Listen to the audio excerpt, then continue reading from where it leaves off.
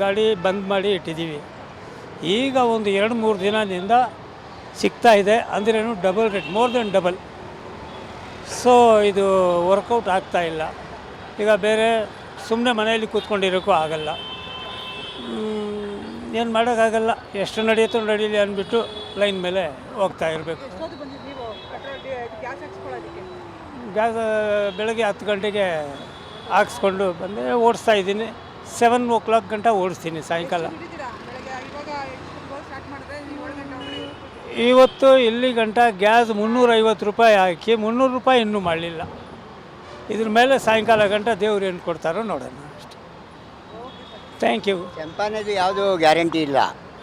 ಇವರು ಸಂಪಾದನೆ ಮಾಡೋದು ಯಾವುದು ಗ್ಯಾರಂಟಿ ಇಲ್ಲ. ಪ್ಯಾಸೆಂಜರ್ ಹೆಂಗೆ ಸಿಕ್ಕುತ್ತೆ ಹಂಗೆ. ಗೋರ್ಮೆಂಟ್ನವರು ಇವರು ಒಂದು 90, 100, 110, 120, 150 ಮಾಡಿದ್ದಾರೆ. ಇವು ಗೋರ್ಮೆಂಟ್ನವ್ರು ಸೇರಿಕೊಂಡು 600 ರೂಪಾಯಿ ಲೀಟ್ರ್ ಮಾಡೋಕ್ಕೆ ಹೇಳಿ. ನಾವು ನೈಟ್ ಒಳಗೆ ಹೋಗಿ ಕಳ್ತನ ಮಾಡಿ ಇವರಿಗೆ ತೊಗೊಂಡು ಬಂದು ಕೊಡ್ತೀವಿ. ನಾವು ನ್ಯಾಯವಾಗಿ ನಡೀತಾ ಇದ್ದೀವಿ. 47 ವರ್ಷ ಆಯಿತು ನಾನು ಡ್ರೈವರ್ ಆಗಿ. 20 ಪೈಸಾ 30 ಪೈಸಾ ಜಾಸ್ತಿ ಮಾಡಿದ್ರೆ ಸ್ಟ್ರೈಕ್ ಮಾಡ್ತಾಯಿದ್ವಿ. ಇವಾಗ ಅವರಿಗೆ ಯಾವುದು ಕೇರ್ಲೆಸ್ಸು, ಗೋರ್ಮೆಂಟ್ ಯಾವುದೂ ತಗೊಳ್ತಾ ಇಲ್ಲ. ಏನಾದರೂ ಮಾಡಿ ಇವ್ರಿಗೆ ಹಣ ಆದರೆ ಸಾಕು. 1 ಲೀಟ್ರಿಗೆ 56 ರೂಪಾಯಿಂದ 150 ರೂಪಾಯಿ ಅಂದರೆ 96 ರೂಪಾಯಿ ಎಲ್ಲಿ ಮಡಗ್ತಾವ್ರಿ ಇವರು. ಇವರು ಎಲ್ಲ ಡೇ ಒಳಗಿಲ್ಲ, ನೈಟ್ ಒಳಗಿಲ್ಲ, ಡೇ ಒಳಗೆ ಡ್ಯೂಟಿ ಹೊಡಿತಾವ್ರೆ. ಡೇ ಒಳಗೆ ಕಳ್ತನ ಮಾಡ್ತಾವ್ರೆ ಗೌರ್ಮೆಂಟ್ನವರು. ಇವ್ರು ಯಾರು ಕೇಳೋಕ್ಕೆ ಹಕ್ಕಿಲ್ವಾ? ಕೇಳೋದಿಲ್ವಾ ಇವರು? ಎಲ್ಲಿಂದ ಯಾಕೆ ತೊಗೊಳ್ತಾ ಇದ್ದಾರೆ ಇಷ್ಟು? ಎಲ್ಲಿಂದ ಎಷ್ಟು ಬೆಲೆ ಬರ್ತಾಯಿದೆ? ಯಾವ ಥರ ನೀವು ತೊಗೊಳ್ತಾ ಇದ್ದೀರಾ? ಇವ್ರು ಕೇಳೋ ಹಕ್ಕಿಲ್ವಾ? ನಾವು ಕೇಳಬೇಕಾ? ನಾವು ಕೇಳಿದರೆ ಉತ್ತರ ಕೊಡ್ತಾರ ಅವರು? ಏನಕ್ಕೆ ಹಿಂಗೆ ಮಾಡ್ತಾವ್ರೆ?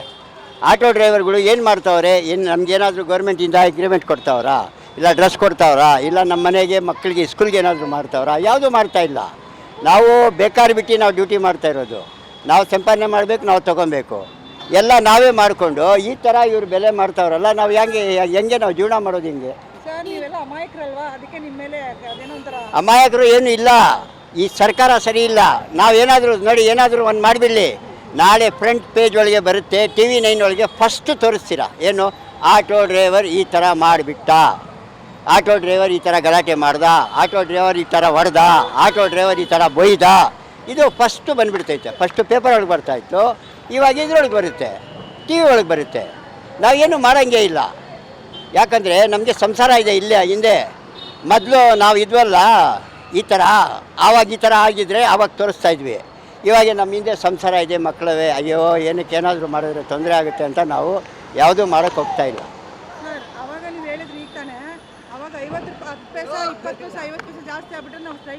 ಹೌದು,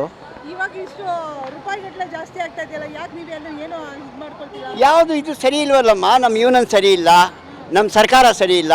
ಅಟ್ಲೀಸ್ಟ್ ಬೇಡ ಯೂನಿಯನ್ ಅದು ಇದು ಬೇಡ. ನೀವು ಸರ್ಕಾರದವರಲ್ಲ, ನೀವು ಕೇಳ್ಬೋದಲ್ಲ ಬಂದು. ಇವಾಗ ಈ ಥರ ಎಲ್ಲ ಮಾಡ್ತಾ ಇದ್ದೀರಲ್ಲಪ್ಪ, ಎಷ್ಟು ಬೆಲೆ ಜಾಸ್ತಿ ಮಾಡಿದ್ದಾರೆ? ಗೌರ್ಮೆಂಟಿಂದ ಎಷ್ಟು ಜಾಸ್ತಿ ಮಾಡಿದ್ದಾರೆ? ಇವಾಗೆಲ್ಲ ಗೌರ್ಮೆಂಟಿಂದ ತಾನೇ ಬರುತ್ತೆ. ಇವಾಗ ಇರಾನಿಂದ ಬರ್ತಾಯಿದೆ ಗ್ಯಾಸು, ಅಲ್ಲಿಂದ ಎಷ್ಟಕ್ಕೆ ಕೊಂಡ್ಕೊಂಡು ಇಲ್ಲಿ ಬರ್ತಾಯಿದೆ. ಟ್ರಾನ್ಸ್ಪೋರ್ಟ್ ಚಾರ್ಜಸ್ ಏನು? ಇವಾಗ ನಮಗೆ ಇಲ್ಲಿ ನಿಮಗೆ ಎಷ್ಟು ಬೇಕು ಅದೆಲ್ಲ ಕ್ಯಾಲ್ಕುಲೇಷನ್ ಮಾಡಿ ನೀವು ಇದು ಮಾಡಬೇಕಲ್ಲ, ನೀವು ಕೇಳಬೇಕಲ್ಲ ಬಂಕ್ನವ್ರಿಗೆ. ಒಬ್ಬೊಬ್ಬ ಒಂದೊಂದು ಥರ ತೊಗೊಳ್ತಾವನ್ನೇ, ಅವ್ರಿಗೆ ಯಾರೂ ಕೇಳೋಂಗಿಲ್ಲ. ಯಾಕೆ ಕೇಳಿದ್ರೆ ಏನು ಹೇಳ್ತಾರೆ ಗೊತ್ತಾ? ಅದು ನಮ್ಮದು ಕಂಪ್ನಿ ಬೇರೆ, ಅದು ಕಂಪ್ನಿ ಬೇರೆ. ಇದು ಯಾವ ಕಂಪ್ನಿ ಇದೆ ನಿಮ್ಮ ಹತ್ರ? ಎಷ್ಟು ಕಂಪ್ನಿ ಮಾಡಿದ್ದೀರಾ ನೀವು? ಯಾವ ಥರ ಇದಕ್ಕೆ ಏನಕ್ಕೆ ತೊಗೊಳ್ತಾ ಇದ್ದಾರೆ ಇಷ್ಟು ಬೆಲೆ ಅಂತ ಯಾರೂ ಕೇಳೋರೇ ಇಲ್ಲ. ಇವರೇ ಕೇಳಲಿಲ್ಲ ಅಂದರೆ ನಾವು ಎಲ್ಲಿ ಕೇಳೋಣ? ನಮಗೆ ಬೆಳಗ್ಗೆ ಹೊರಟಿದ್ರೆ ನಮ್ಮ ಮನೆಯದು ಸಂಸಾರ ಹೆಂಗೆ ನಡೀತೈತೆ ನಾವು ನೋಡಬೇಕಷ್ಟೇ. ನಾನು ಒಬ್ಬ ನಿಂತ್ಕೊಂಡ್ರೆ ಏನೂ ಆಗೋದಿಲ್ಲ, ಎಲ್ಲರೂ ನಿಲ್ಲಬೇಕು.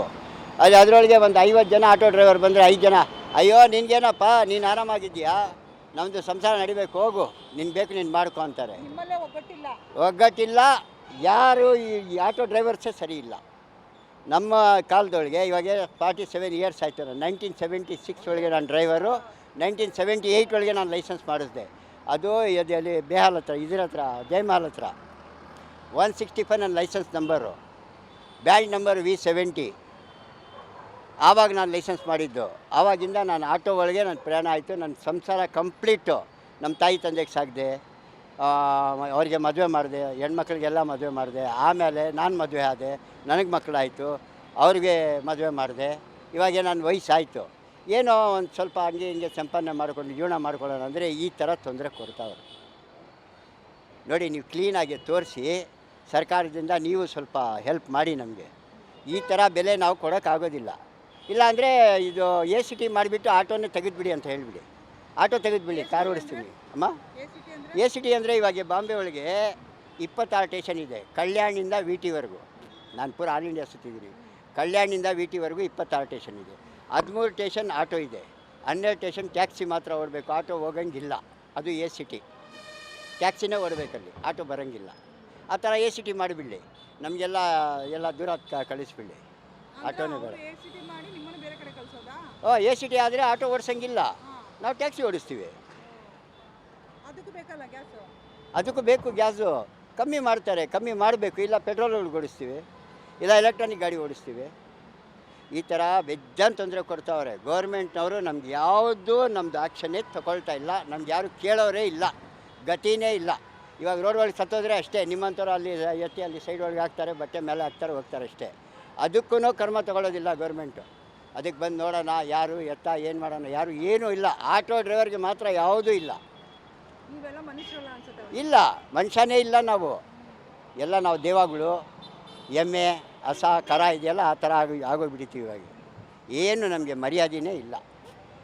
ಅಟ್ಲೀಸ್ಟು ನಮಗೆ ಮರ್ಯಾದೆ ಕೊಡೋದು ಬೇಡ, ಗೌರ್ಮೆಂಟಿಂದ ನಮಗೆ ಆದಾಯ ಮಾಡೋದು ಬೇಡ. ಈ ಬೆಲೆ ಜಾಸ್ತಿ ಇದೆಯಲ್ಲ, ಅದಕ್ಕೆ ಸ್ವಲ್ಪ ಕ್ರಮ ತಗೊಂಡು ಯಾಕ್ರಪ್ಪ ಹಿಂಗೆ ತೊಗೊಳ್ತಾ ಇದ್ದೀರಾ ಅಂತ ಕಮ್ಮಿ ಮಾಡಿದ್ರೆ ಸಾಕು. ನಮಗೆ ಇವ್ರದ್ದೇನು ಹೆಲ್ಪ್ ಬೇಕಾಗಿಲ್ಲ. ಇವತ್ತು ಹೇಳಿದ್ದೀನಿ, ನಾಳೆ ಮತ್ತು ಸತ್ತೋಗ್ಬಿಡ್ತೀನಿ, ನೀವು ನ್ಯೂಸ್ ತೆಗಿತೀರ ಅಷ್ಟೇ.